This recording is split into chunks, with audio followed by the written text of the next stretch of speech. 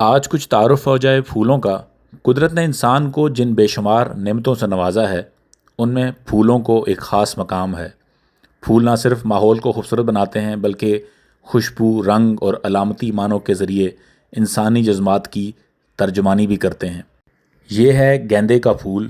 گیندا ایک روشن رنگوں والا پھول ہے جو عموماً پیلے، نارنجی اور سنہری رنگ میں پایا جاتا ہے۔ اس کا نام اس کی گول اور گیند نما ساخت کی وجہ سے رکھا گیا ہے۔ گیندے کا پھول نہایت مضبوط ہوتا ہے اور زیادہ عرصے تک تازہ رہتا ہے۔ کچھ بات ہو جائے گل داؤدی کی۔ گل داؤدی یعنی کہ کرائسینتھمم، جسے کہ گل داؤدی بھی کہتے ہیں، ایک انتہائی دلکش اور خوبصورت اور نفیس پھول ہے جو سفید، گلابی، جامنی، سرخ اور پیلے رنگوں میں پایا جاتا ہے۔ اس کے پھول کی پنکھڑیاں باقاعدہ ترتیب میں ہوتی ہیں جو اس کو خوبصورتی اور دلکشی عطا کرتی ہیں۔ گل داؤدی کو باغیچوں اور گملوں میں بطور سجاوتی پودے لگایا جاتا ہے اور یہ پھول محبت، وفاداری اور پاکیزگی کی علامت سمجھا جاتا ہے۔ گل داؤدی کا شمار ان پھولوں میں ہوتا ہے جو سردیوں کے موسم میں بھی کھلتے ہیں اور طویل عرصے تک اپنی خوبصورتی برقرار رکھتے ہیں۔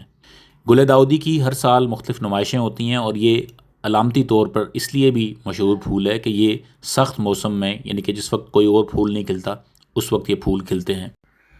اگر آج کل آپ لاہور میں ہیں اور یہ خوبصورت پھولوں کی ارینجمنٹ انجوائے کرنا چاہتے ہیں تو آپ کو آنا پڑے گا ویلنشیا ٹاؤن لاہور میں، اور اس کے سینٹرل پارک کے اندر یہ خوبصورت پھولوں کی نمائش سجی ہے۔ اور یہ ارینجمنٹ ہر سال ہمارے غائبانہ دوست نذیر احمد صاحب کرتے ہیں۔ نذیر صاحب سے میری ملاقات تو نہیں ہے لیکن غائبانہ تعارف ہے اور ان کے کام کا میں مداح ہوں۔